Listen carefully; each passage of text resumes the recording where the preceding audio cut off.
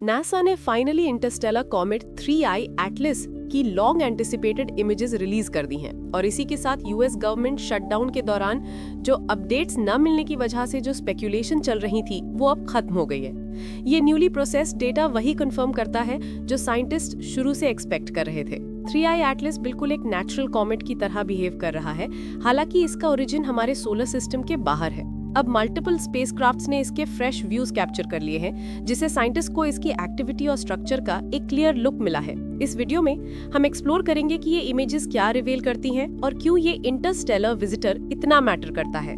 युगवचन की वीडियो में आपका स्वागत है। कॉमेट 3I एटलस को सबसे पहले अर्ली जुलाई में एटलस सर्वे टेलीस्कोप द्वारा आइडेंटिफाई किया गया था। इस ऑब्जेक्ट ने तुरंत सबका अटेंशन खींच लिया क्योंकि इसकी ट्रैजेक्टरी साफ तौर पर हाइपरबोलिक थी, जिसका मतलब है कि ये सन से ग्रेविटेशनली बाउंड नहीं है और हमारे सोलर सिस्टम से बस एक वन टाइम जर्नी पर गुजर रहा है। इस रिकग्निशन ने इसे अब तक का सिर्फ तीसरा कंफर्म्ड इंटरस्टेलर ऑब्जेक्ट बना दिया, जो ओमुआमुआ और 2I बोरोसॉव की लिस्ट में शामिल हो गया है। डिस्कवरी के ठीक बाद ये कॉमेट सन के पीछे चला गया, अपने मोस्ट एक्टिव फेज में एंटर हुआ और पेरिहीलियन तक पहुंच गया। नॉर्मल सर्कमस्टांसेस में इसकी कवरेज एक steady stream of scientific updates के साथ होती, लेकिन गवर्नमेंट शटडाउन के दौरान नासा के कम्युनिकेशंस पॉज ने पब्लिक को बिना किसी कॉन्टेक्स्ट के छोड़ दिया, ठीक उस वक्त जब ये कॉमेट सबसे ज्यादा एक्टिव था, जो कि स्पेक्यूलेशन के लिए एक परफेक्ट सेटअप बन गया।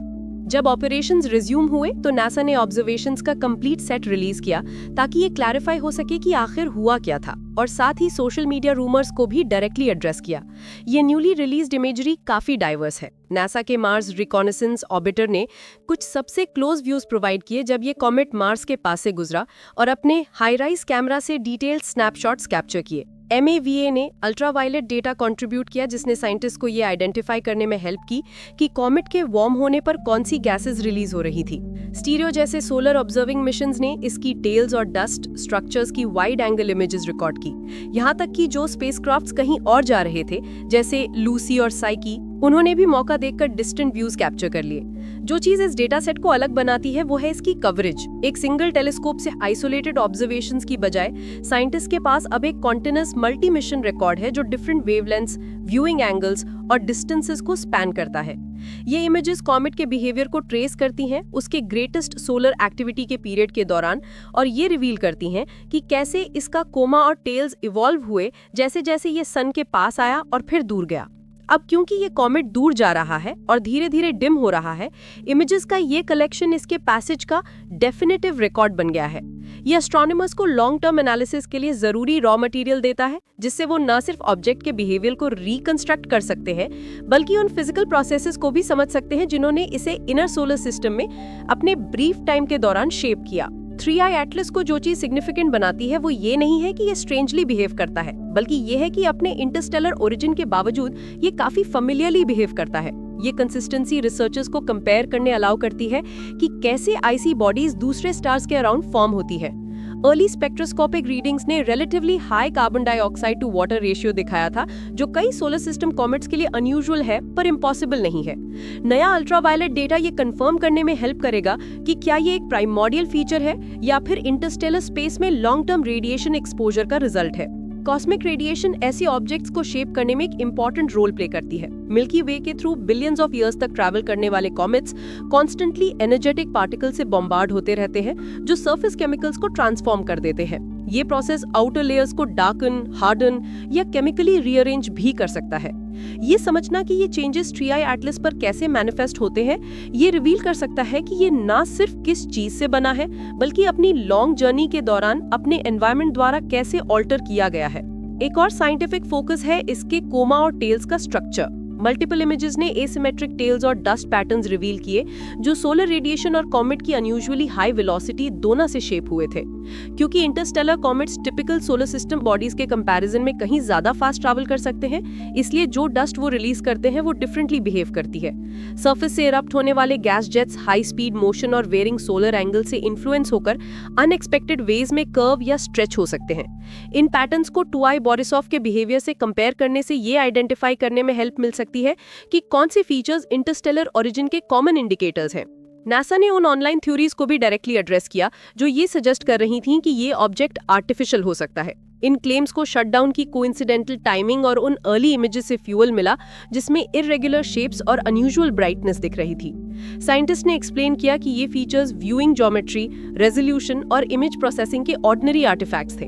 Newly released high resolution frames एक टेक्स्ट बुक कॉमेट स्ट्रक्चर दिखाते हैं, एक डस्टी कोमा, एक ब्राइट कोर रीजन जो लाइकली फ्रोजन न्यूक्लियस को हाइड कर रहा था, और सोलर हीटिंग से शेप हुई डायनामिक टेल्स।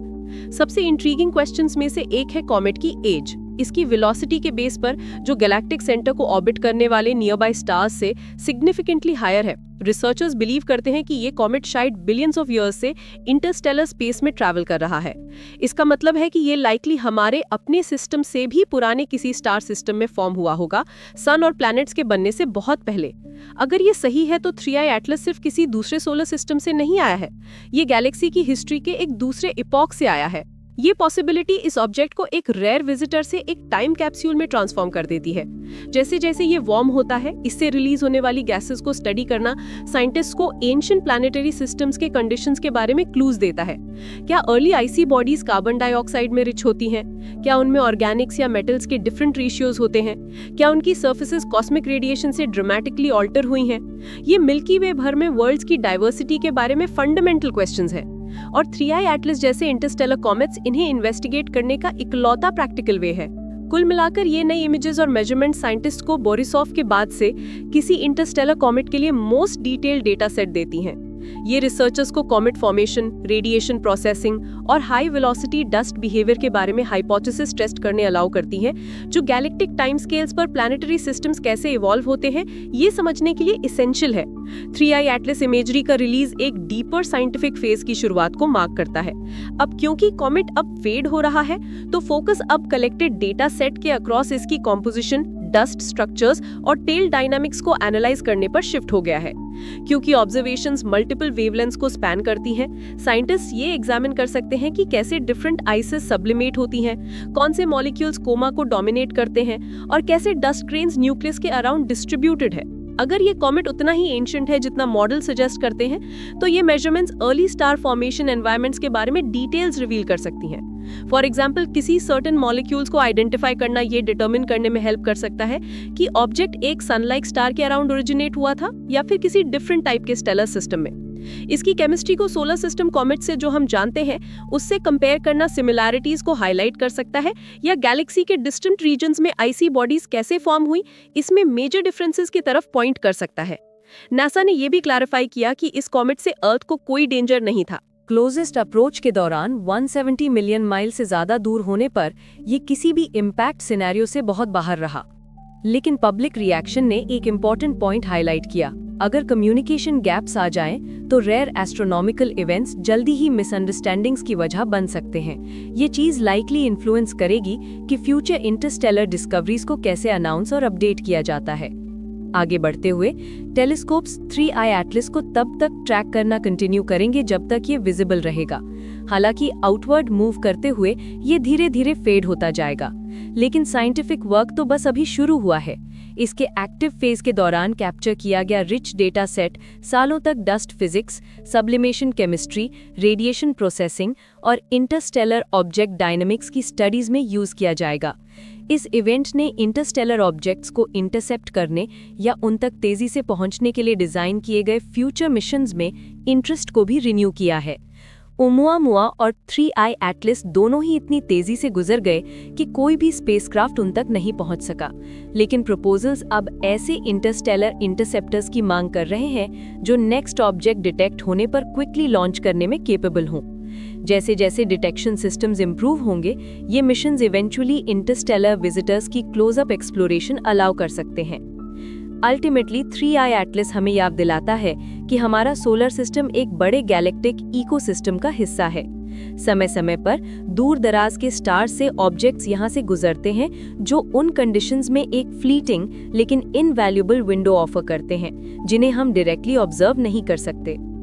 नई नासा इमेजेस इस मोमेंट को शार्प डिटेल में कैप्चर करती हैं, जो दूसरी दुनिया से आए एक ट्रैवलर का एक्स्ट्राऑर्डिनरी रिकॉर्ड प्रोवाइड करती हैं। कॉमेट 3i एटलस एक रेयर इंटरस्टेलर कॉमेट है जो हमारे सन से भी पुराने मटेरियल की एक ब्रीफ ग्लिम्स ऑफर करता है। नासा की नई इमेजेस इसके ट्रू नेचर को क्लैरिफाई करती हैं और साइंटिस्ट्स को डीपर स्टडी के लिए एक सॉलिड फाउंडेशन देती हैं। जैसे जैसे एनालिसिस कंटिन्यू होगा, ये विजिटर डिस्टेंट प्लैनेटरी सिस्टम्स कैसे फॉर्म और इवॉल्व होते हैं, इस बारे में हमारी अंडरस्टैंडिंग को एक्सपैंड करने में हेल्प करेगा। अगर आपको वीडियो पसंद आया हो तो लाइक और सब्सक्राइब जरूर करें और कमेंट करके बताएं कि वीडियो कैसा लगा।